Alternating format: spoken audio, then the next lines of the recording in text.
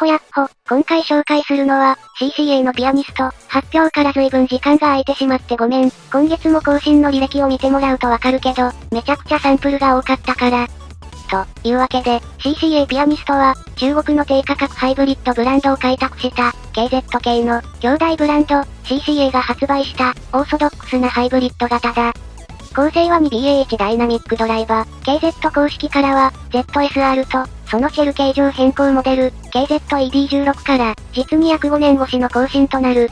ちなみに、ブランド外だと、ケイベアーと協力した、KB や KB6 や、こちらも KZ 系列のブランドであることが判明している、ジョイオビオから、ジョイオビオ社員なんかが発売されてるぞ。とはいえ、KZ と CCA の2頭ブランドとしては、実に久しぶりの 2BA1 ダイナミックドライバ構成となるわけだ。この 2+1 のトリプルドライバ構成は、ハイブリッド界隈ではかなり定番中の定番として扱われる構成で、KZ 系の代表作である ZS トクスや ZSN プロ X よりも、高音域側のドライバ数を増やすことによって、高音域側にわかりやすく元気な音と、それを抑制する音のバランスを取った構成となっている。価格、取り回し、音質のバランスなどなど、総合的に僕が好きな構成なんだけど、KZ はなかなかこの構成を更新してくれなかったんだよな。じゃあなんで、今回突然ピアニストが登場したのか？このイヤホン、BA ドライバの構成が更新されて、今までの低価格に BA1 ダイナミックドライバ機と差別化ができるようになったからだ。ピアニストに使われているのは、3万19という、中国系のハイブリッドイヤホンをいくつか持ってる人なら、まず間違いなく複数台入っている、高音域を強調する、定番のドライバ型番のものに加え、単体でフルレンジの音色をこなすこともできる、2万9689が採用される。普段のこの構成より、BA が片方一回り大きいのが写真でわかるだろうか。今までの KZ とはちょっと異なるアプローチだな。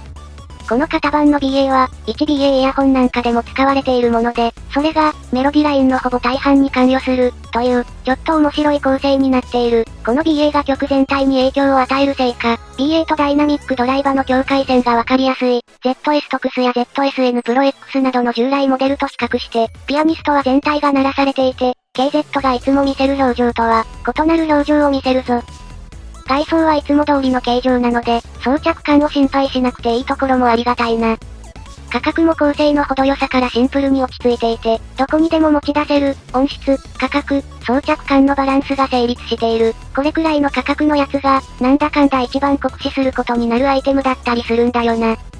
パッケージ内容はいつもの CCA、イヤピが3サイズ、本体、ケーブル、なんの無駄もないコンパクトな内容だ。KZ 系は買うとコレクション傾向が強くなりがちなので、上級モデルでもこのパッケージで良いと思う。1台だけ買う人も、必要以上の高級感や清潔感は必要なさそうだし。標準ケーブルは十分に取り回しやすく、扱いやすい、いつもの銀メッキ線、普通に使う分には、癖がなく、タッチノイズも少ないので、外使いの時には結構重宝する。一方で、より明瞭な解像度が欲しい時には、定番のアップグレードケーブルへの更新をおすすめするぞ。付属のイヤーピースは、サイズを合わせれば問題なく装着できる。KZ は一時期付属イヤーピースが迷走したけど、結局 ZST 時代から採用されている、富士壺型に戻ってきた。何気に素材なども見直されていて、耳の穴に負担のかからない程度の弾力性がある。ノズルも奥行きがあって、深く挿入しやすい。また、ノズルまでの経路は 3D プリンタで印刷され、本体内には音導管が確認できるぞ。リケーブルは、最近の KZ では定番のタイプ C、いわゆる QDC 型だ。突出部分が脆いので、リケーブル時には注意が必要となるぞ。装着感はいつもの KZ で違和感もなし、遮音性も平均的だ。今回も、背面にベントが設けられていて、多少の音漏れが起きる、満員電車で大音量で聞く、とか、そういうシチュエーションでなければ無視して良い程度の漏れだ。フィルターは目地の細かいもの。このメッシュフィルターをこっそり変更するだけで、かなり音が変化するので、もし今後のロットで写真と変化があったら教えてほしいぞ。今までに幾度となくこれでレビューの内容と音色が微妙に違うという事象が発生したからな。CCA のイヤホンは買う季節によって変わる、なんて言われるのはここが大きな原因だ。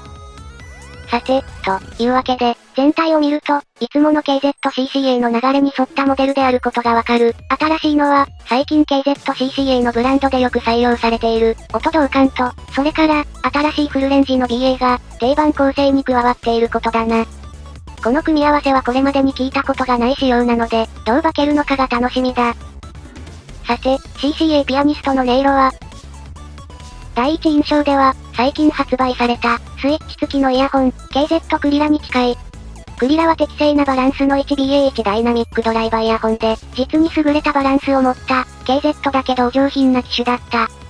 ピアニストも、KZCCA っぽさを若干残しつつ、さらにお上品になっている印象がある、バランス型の HM20 なんかを好む層にも受けそうな音色だ。ピアニストのベースは、多分クリラのサウンド。ただ、なんでお上品になっているかというと、そりゃ追加された BA が仕事しているんだな。この新しい BA が、全体に影響を与えていて、典型的なわかりやすい KZ の 1BA1 ダイナミックドライバーイヤホンのサウンドに、新 BA29689 の力で各音域と音色の接続が良くなった。結果、より真っ当な音色に聞こえる。細部の切り捨ても、新しい BA のおかげで起きず、また、29689単体のイヤホンに比べて、高音域、低音域はいつもの KZ の力で強調されているので、やっぱり、中国系のハイブリッドらしい力強く補正されたサウンド、というのは相変わらずだ。全体のバランス感としても、真っ当な印象になっているんだけど、この29689の影響は、生演奏の自然さにもつながる、低音が補強された音楽や、電子音楽系では、相変わらずハイブリッドらしいパワフルさを発揮するんだけど、木製楽器の響きなどの表現力で、従来の小さな構成の KZCCA 製のイヤホンを大きく上回るぞ。こういう総合力は、とにかく BA を積みに積んだ、5ドライバー以上でしか見られなかった傾向なので、3ドライバーでここまで表現できるようになったピアニストは、そりゃ新規に発売してくるよな、という印象だ。また、ドライバー数が減少していることにより、澄んだ高音域などの表現力は、超マルチドライバーよりも全体的にクリスプに表現できる。ここが軽妙すぎる、と感じるか、あるいは単純に抜けの表現力が上がったと感じるかは、人によりけりだ。我が家にある、初期型の HM20 なんかは、ケーブルとイヤピでこの高音域を出すために補強が必要だったんだけど、ピアニストなら、箱出しからこの抜け感を感じることができる。逆に言うと、音が詰まっている。密度が高い、という印象は、超マルチ BA でないと表現できないので、ここはむしろ HM20 のような8ドライバー機の特性だったのかもな。構成としては地味な印象を与えられるトリプルドライバーなんだけど、実際に使ってみると、抜け感が必要なシーンと、木製楽器の温かい子守のような表現力を両立できるので、KZ 系の中でも、生演奏や、古めの音源も好む人には、トップクラスにおすすめできる一台になっている。それでいて、電子音楽系には、定番構成の力強さを引き出してくれるので、より幅広いジャンルを楽しめるイヤホンになっているぞ。1ダイナミックドライバー機と比較すると、金属音が綺麗に出るので、自社製のスタンダードクラスのハイブリッドイヤホンの良さを残しつつ、弱点を補強したような、汎用型のモデルになっている。実際に、いくつかのモデルと比べてみようか。今回比較に挙げるのは、超マルチドライバー枠から、KZZA シリーズ2機種と HM20、同じ 2BA1 ダイナミックドライバーの、KZZSR、ジョイオビオ社員、そして、1BA1 ダイナミックドライバーの代表作、KZZS トクス、ZSN プロ X、ついでに、この価格帯より上位の、タングザファダも 2BA1 ダイナミックドライバーなのでピックアップしとこう。